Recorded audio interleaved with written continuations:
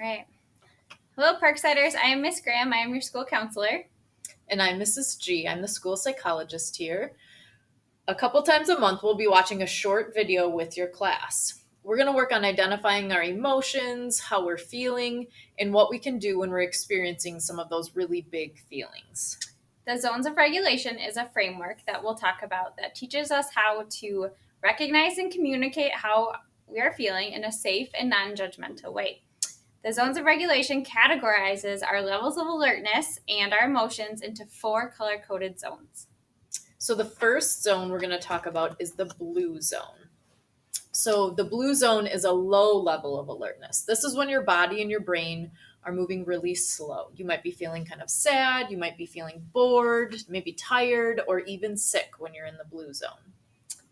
The green zone is when our level of alertness is very regulated and our brain and body are in control. We might feel happy, focused, calm, and this is when we're ready to learn, and it's when we are most successful around people and doing our work. So the yellow zone is kind of a heightened level of alertness. This is when our brain and our body are starting to lose some control. We might be feeling things like maybe worried or anxious, frustrated, maybe kind of silly, wiggly, or excited in the yellow zone. And last, we have the red zone, which is when we have an extremely heightened level of alertness and our body is out of control. We might feel in the red zone when we're angry, terrified, elated, if we are feeling panicked, we would be in the red zone.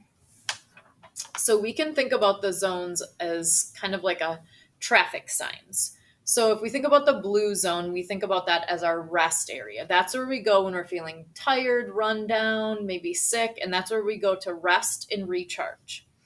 The green zone, like you see green on a stoplight, the green means go. The green means that you're well regulated and you're ready to learn or ready to be around your friends. The yellow sign tells us that it's caution. It's time to slow down. We need to take notice that we're starting to become a little bit out of control when we're in the yellow zone. And finally, you all know the stop sign, and red on a stoplight means stop. That is when we've gotten our brains and our bodies are out of control and we need to stop and choose a tool to regulate ourselves to get ourselves back to the green zone. We all experience all of the zones, and we might even experience all of them in the same day. No zone is a good zone or a bad zone. We just need to learn how to manage our feelings in each zone, what behavior is expected, and what tools we can use to move throughout the zones. All right, so we want you to take a minute to turn and talk to your neighbor. What zone do you think you would get along best with others?